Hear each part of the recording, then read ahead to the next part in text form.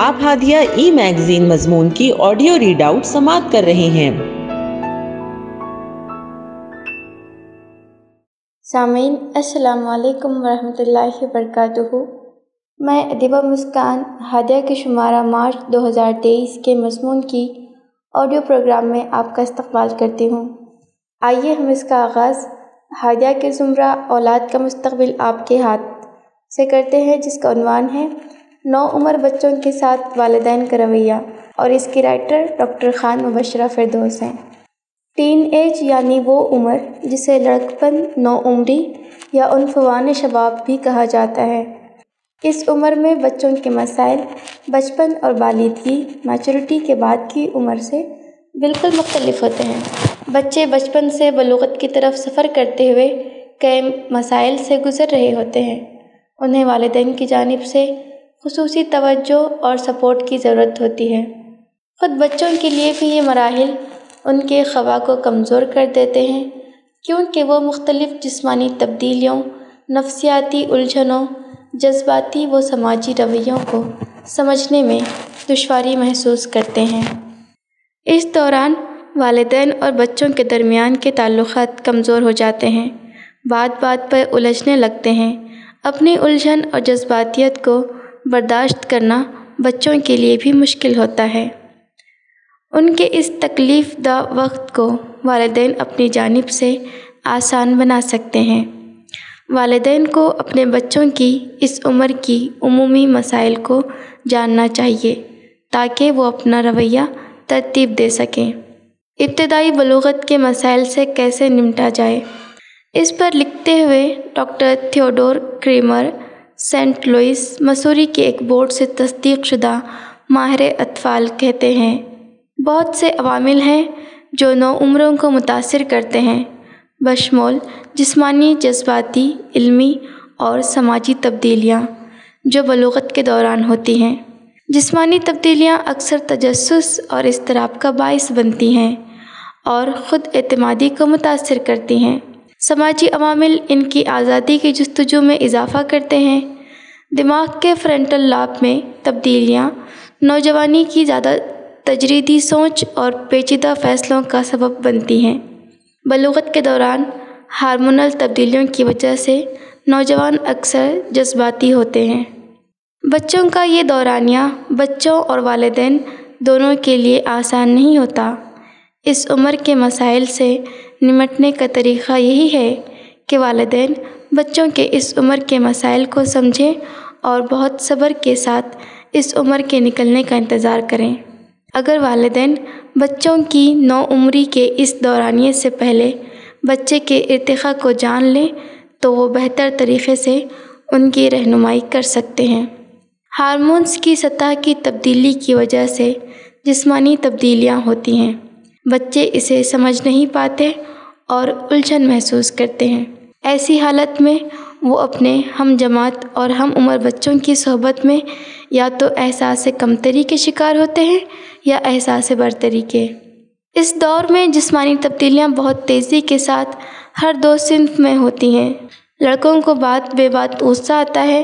وہ چاہتے ہیں کہ بڑوں کے درمیان بیٹھ کر بالکل بڑوں کی طرح گفتگو کریں، اپنے آپ کو منوائیں، ان کی بات سنی جائے، اور والدین کے نزدیک ابھی وہ ناتجربہ کار بچے ہیں۔ اسی طرح لڑکیوں میں جلدی رونا آنا یا اپنی بات منوانے کی کوشش کرنا، اپنی مرضی سے کچھ کرنے کی خواہش ہوتی ہے۔ وہ اپنی مرضی سے دوست بناتی ہیں۔ ہم عمر ساتھیوں کی نخالی ہر دو صنف کا خاص وصف ہے۔ اس لیے اس وقت ہم عمر بچوں کا ایک ہم مزاج گروہ وجود میں آتا ہے۔ طرز عمل میں تبدیلی۔ اس عمر میں بچوں کی طرز عمل میں بہت تیزی کے ساتھ تبدیلی واقع ہوتی ہے۔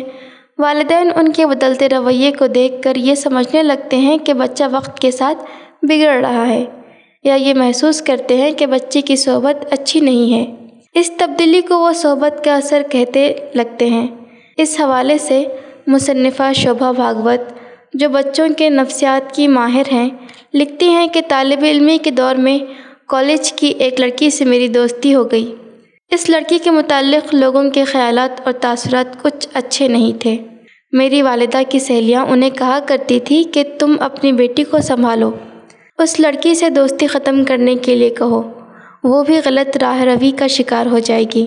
میری والدہ نے انہیں جواب دیا تھا کہ مجھے اپنی بیٹی پر اعتماد ہے، وہ اپنی سہیلی کی اصلاح کرے گی اور خود غلط راہ پر جائے گی بھی نہیں۔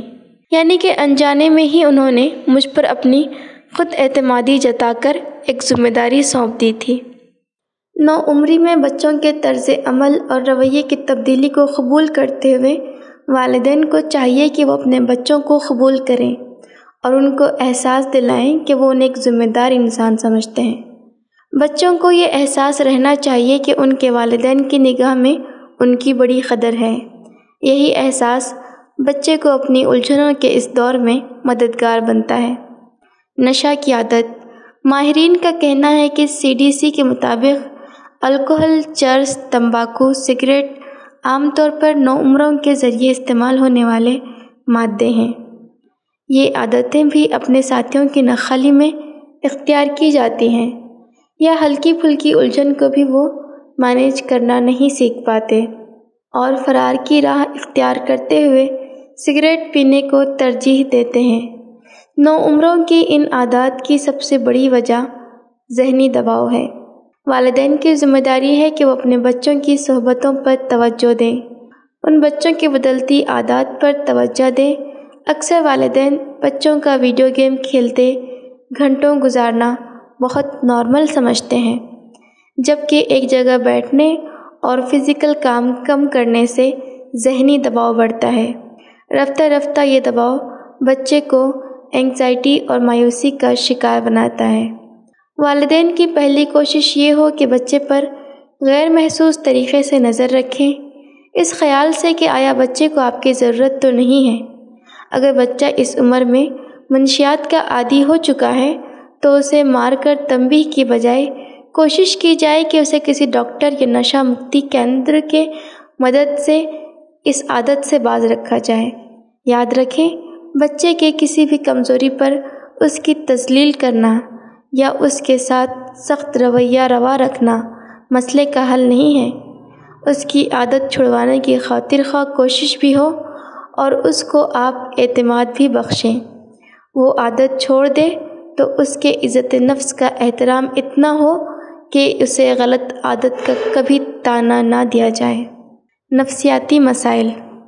نوعمری میں بچوں کے نفسیاتی مسائل کا تناسب عمر کے دیگر مراحل کے مقابل زیادہ ہے۔ نفسیات کے عارضوں میں سے تقریباً 50% 14 سال کی عمر میں شروع ہوتے ہیں۔ در حقیقت نوعمروں میں ہونے والی اموات میں سے 1/3 خودکشیاں ہوتی ہیں، جو ڈپریشن کی وجہ سے ہوتی ہیں۔ اگر آپ کا بچہ بہت زیادہ موڈی ہے اور بالکل بھی نہیں کھا رہا ہے اور نہ ہی سو رہا ہے تو یہ ضروری ہے کہ آپ اس کے لیے کسی کاؤنسلر کی باضابطہ مدد لیں۔ جوانی کے دوران دیکھے جانے والے سب سے زیادہ عام ذہنی صحت کے عارضے میں بے چینی اور موڈ کی خرابی ہے۔ سماجی فوبیا اور گھبراہٹ کے عوارض اس عمر کے گروپ میں عام ہیں۔ لڑکیاں لڑکوں کے مقابل میں ڈپریشن کے عوارض کا شکار ہونے کا زیادہ خطرہ رکھتی ہیں۔ نوعمروں کو خود اعتمادی یا اعتماد کے مسائل ہو سکتے ہیں۔ کمتری یا برتری کے جذبات اکثر ان کی ظاہری شکل اور قبول صورت نہ ہونے سے ہو سکتے ہیں۔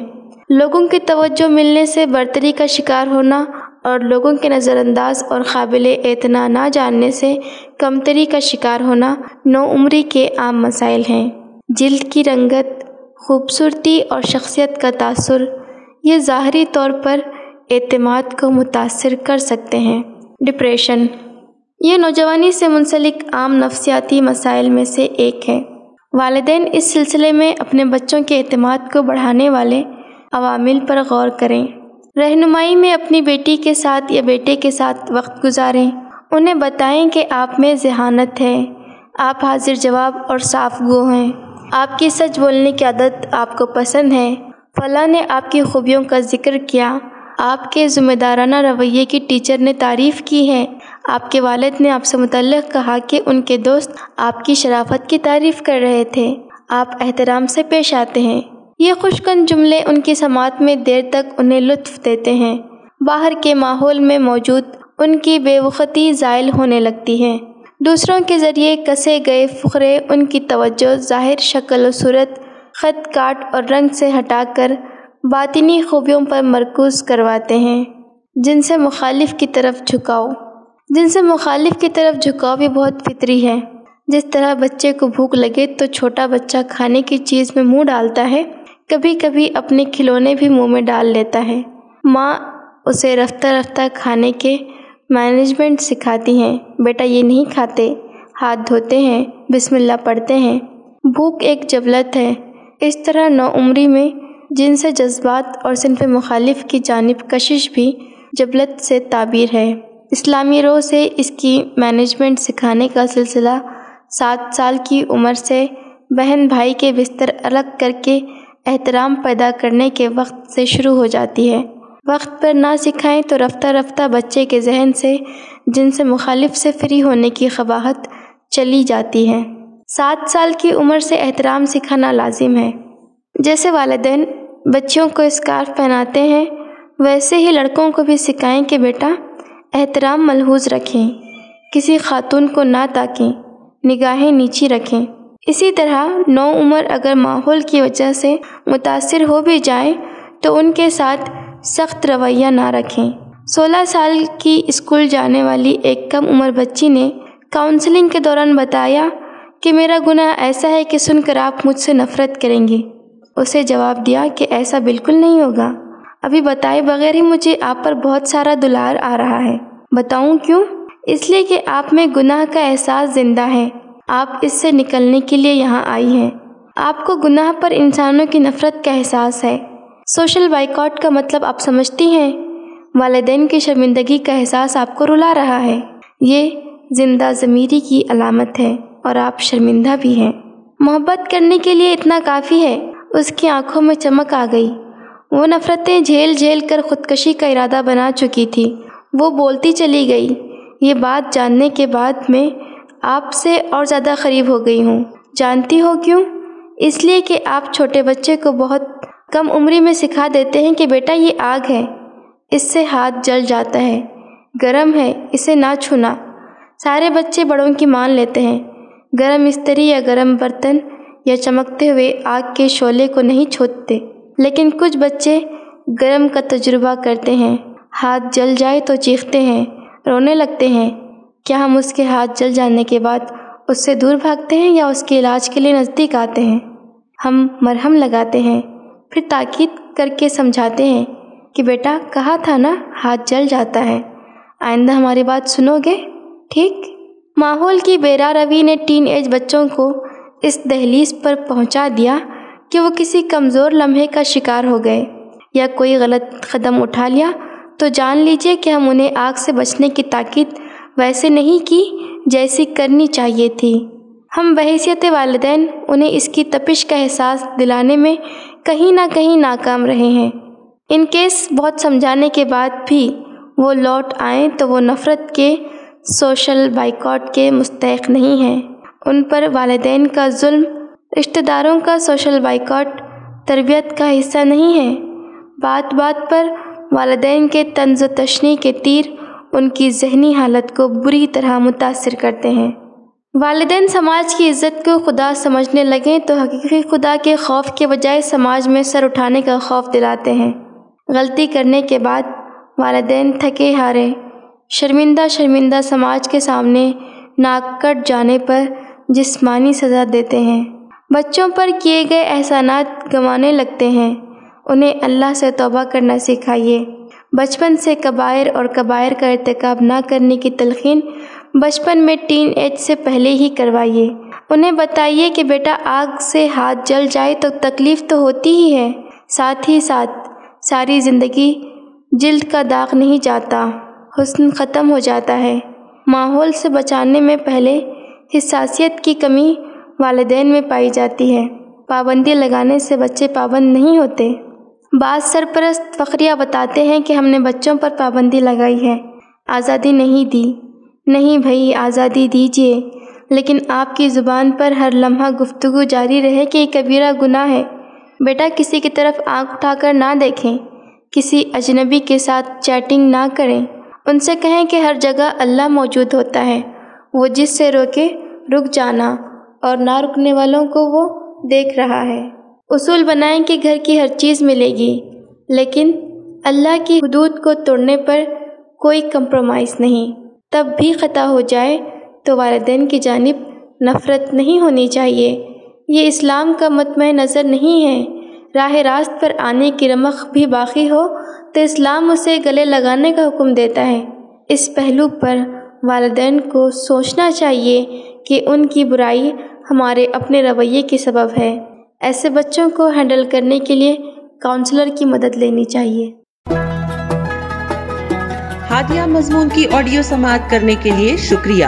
امید ہے کہ آپ کو پسند آیا ہوگا۔ ہمیں آپ کے مشورے کا انتظار رہے گا۔ اپنا مشورہ، تبصرہ اور مضامین editor@hadia.in پر ارسال کریں اور ہادیہ ای میگزین کے مضامین کو پڑھنے کے لیے ویب سائٹ www.hadia.in سبسکرائب کریں۔ انشاءاللہ ہم اگلے ہادیہ ای میگزین کے شمارے سے دلچسپ مضامین کی آڈیو لے کر حاضر ہوں گے۔ تب تک کے لیے اجازت، اللہ حافظ۔